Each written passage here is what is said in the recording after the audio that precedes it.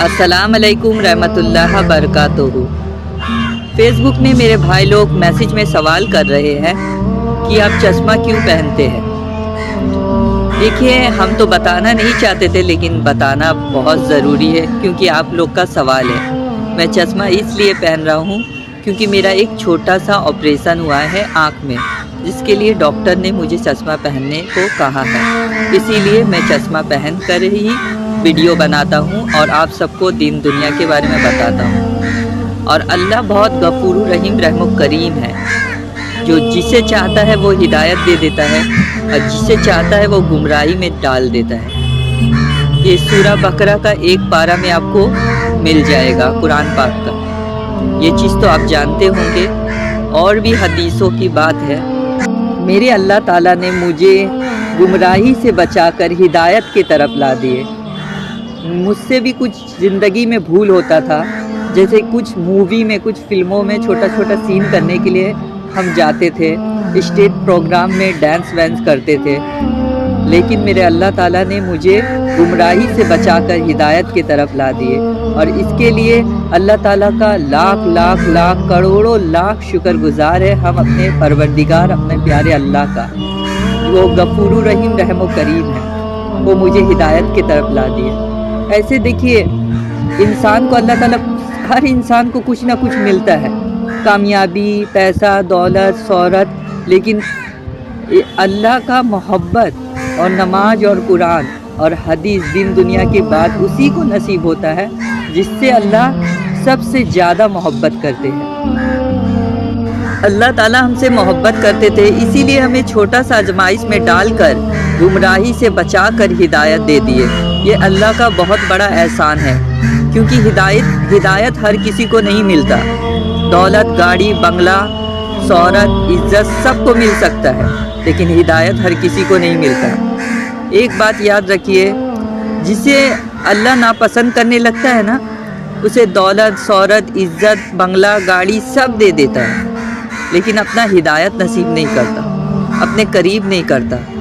अब मुझे अल्लाह ताला ने एक छोटा सा तकलीफ़ देकर, आजमाइश पे डालकर मुझे अपना करीब कर लिया, क्योंकि अल्लाह ताला मुझसे मोहब्बत करता है। अल्लाह ताला मुझसे मोहब्बत करता, अगर मुझसे मोहब्बत नहीं करता तो मुझे भी दौलत, शोहरत, इज्जत, बंगला, गाड़ी सब देकर मुझे वही गुमराही की तरफ ठेल देता।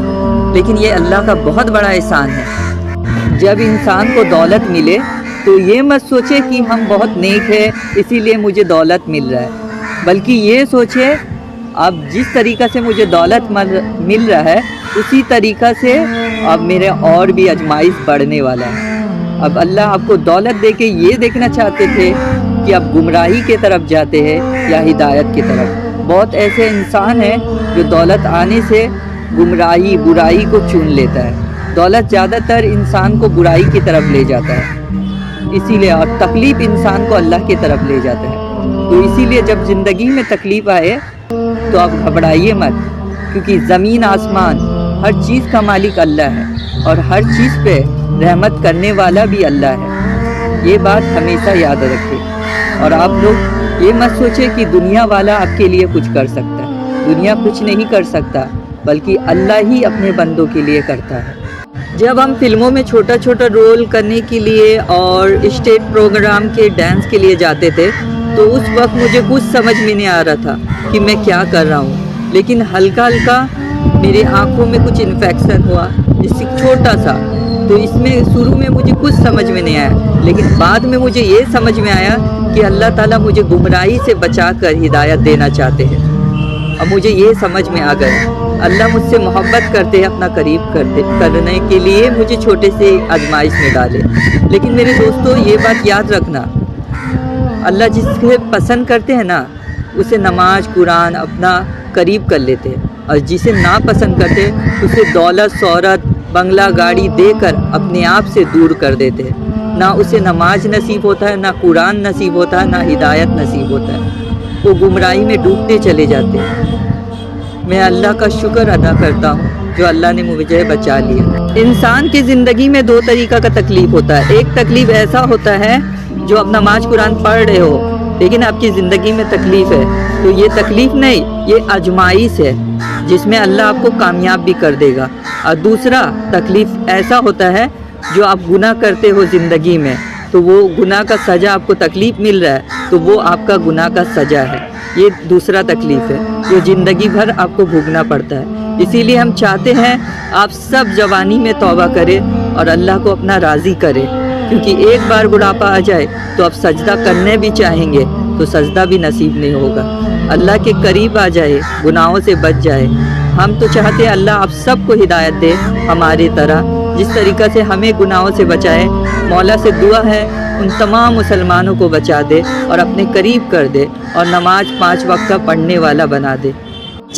ایک چیز کا اور بھی مجھے تعجب ہے، جب ہم ناچ گانا اگڑم بگڑم یہ سب چیز گناہوں کی چیزوں میں پہلے مطلع تھے اور بناتے تھے تو لوگ اس میں کمنٹ لائک جو تو لکھتے تھے، غلط چیزوں کو مطلب گمراہی کو اتنا پسند کرتے تھے۔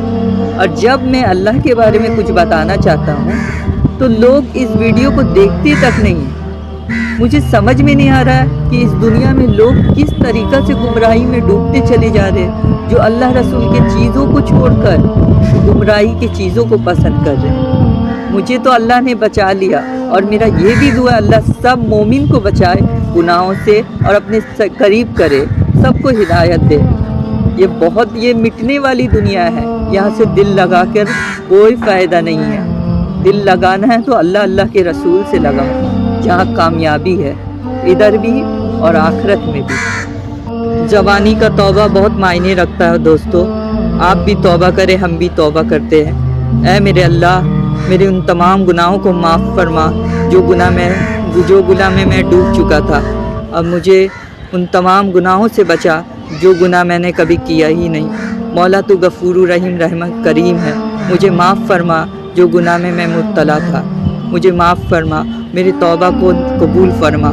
مولا دنیا کے تمام مسلمان کو توبہ نصیب فرما، جوانی میں ہر مسلمان مرد اور عورت کو توبہ نصیب فرما۔ اے مولا تو دنیا کے تمام مسلمان کو اپنے سامنے جھکنے والا بنا دے میرے اللہ، تو غفور رحیم رحم و کریم ہے۔ دنیا کے تمام مسلمان کو معاف فرما، دنیا کے تمام مسلمان کو جوانی میں توبہ کرنے کی توفیق عطا فرما۔ یا رسول اللہ تو غفور رحیم رحم و کریم ہے، مجھے معاف فرما۔ السلام علیکم رحمۃ اللہ وبرکاتہ۔